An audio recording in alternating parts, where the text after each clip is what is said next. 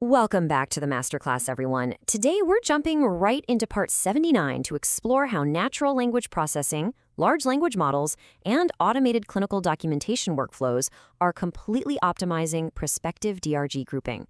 We're talking about a massive shift here, moving away from those clunky, legacy rules-based systems and stepping straight into the modern era of real-time AI intervention. It's going to be a great one. Now, before we really get going, if you are enjoying this lesson, please like, share, and subscribe to this channel, and share it with friends for this free course on Decode Healthcare with Harshal. Okay, so quick recap. Back in part 78, we covered the global inpatient DRG matrix and cross-system code mapping. Well, today, we're taking things to the next level by integrating the actual AI tech that makes all of that magic happen behind the scenes. Let's take a super quick look at today's syllabus. We'll start with our tech foundation covering Rhapsody and systems integration, then move into concurrent CDI workflows. After that, we'll look at the audit risks of upcoding versus undercoding, dive into ethical integrity and human validation, and finally, wrap up with our summary and a teaser for part 80. All right, let's jump straight into section 1, tech foundation focusing on Rhapsody and systems integration. Let's ground ourselves with this core concept. Clinical Documentation Improvement, or CDI, is essentially our collaborative bridge. And today, modern natural language understanding absolutely supercharges this process. It ensures that our technology, our clinical coders, and our physicians are literally all speaking the exact same clinical language. And why does that matter? Because it's the only way to accurately reflect the patient's true severity of illness. Now, you might be wondering how this all connects. Well, integration engines like Rhapsody sit right between these systems as the ultimate traffic cop. We have completely moved past legacy rules-based computer-assisted coding that just relied on simple keyword matching. Now, modern electronic health records connect directly to CDI systems to flag documentation gaps in real time.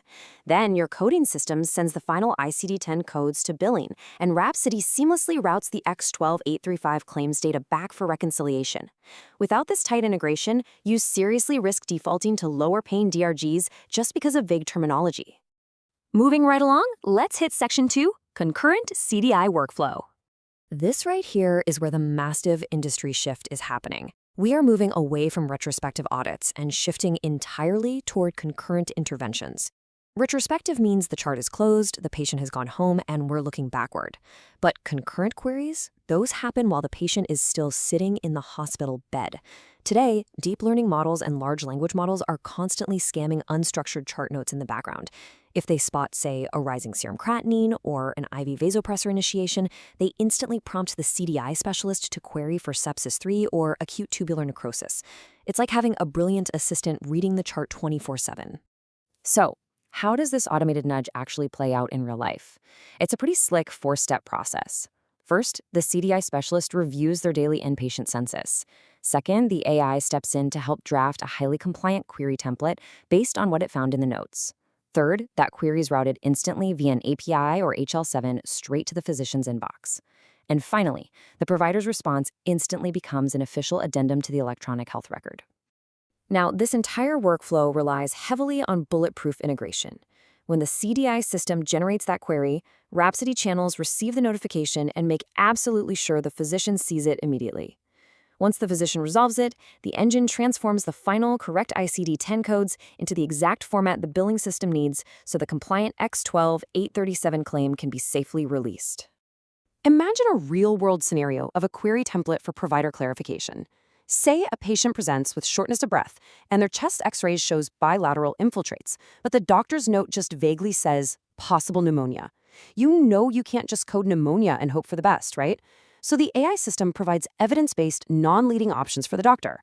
Is it due to streptococcus? Is it aspiration pneumonia, viral, or maybe clinically undetermined? By giving the physician these non-leading options to clarify the exact diagnosis, you are radically optimizing the final MSDRG assignment and making sure the chart is totally accurate.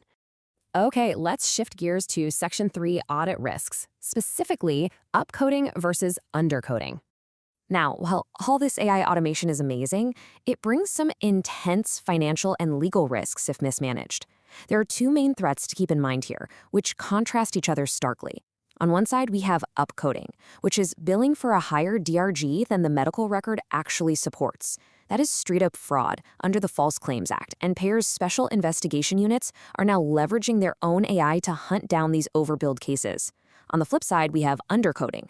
That's when you miss valid complications and comorbidities, which artificially drops your case mix index and literally bleeds revenue from the hospital. Because of these extreme risks, documentation integrity is absolutely paramount. We have to actively manage the risk of AI hallucinations. That's when a large language model gets a little too creative and infers a diagnosis that just doesn't have enough clinical evidence in the progress notes or lab results to back it up. Remember, every single code you assign must be legally and clinically supported by the patient's record. No exceptions. Government bodies like the Recovery Audit Contractors, or RACs, are constantly watching the data. Medicare requires crystal clear documentation of medical necessity before they pay a dime. The RACs routinely target MSDRG payments with two primary questions in mind. Was that major complication truly present, or was it a hospital-acquired condition? And was the principal diagnosis sequenced correctly? This means your clinical evidence must perfectly validate every single code you submit. This brings us perfectly to Section 4, Ethical Integrity and Human Validation. To combat those massive audit risks we just talked about, we rely heavily on the human-in-a-loop mandate. This is absolutely crucial.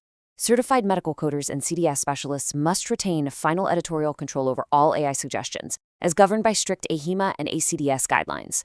Every single automated nudge or query generated must be traceable in the system, fully auditable with version history and timestamps, reportable for financial impact, and above all, completely compliant and strictly non-leading. You literally cannot tell the physician what to write. You can only ask them to clarify the clinical facts. Let's look at a quick comparison to really drive this home. If a chart just contains vague documentation, like heart failure, the system defaults to a lower-paying DRG and misses out on that crucial major complication status. But when a human expert uses the AI system to query the physician and get specific documentation, like acute on chronic systolic congestive heart failure, they ensure the hospital is accurately and fairly reimbursed for the intense resources it took to treat that patient. It's a real game changer. All right, let's bring it all together in Section 5, Summary and Teaser for Part 80. To quickly summarize today's lesson, a robust, modern inpatient workflow relies on concurrent documentation reviews powered by AI while the patient is actually admitted. It demands the automated routing of compliant, non-leading queries, strict human-in-the-loop validation of the physician's response to prevent those AI hallucinations, and finally, a compliant, highly accurate final DRG assignment. So, I want to leave you with a provocative thought. How much revenue is your facility quietly losing right this second to undercoding? And conversely, are your automated AI systems actually putting you at risk for aggressive RAC audits? Finding that perfect balance is exactly what we're going to tackle next time in Part 80, where we dive into inpatient DRG analytics, case mix index modeling, and executive financial dashboards. You definitely won't want to miss it. Thank you so much for joining me for Part 79. If you are enjoying this lesson, please like, share, and subscribe to this channel and share it with friends for this free course on decoding healthcare with Harshal. I'll see you in the next lesson.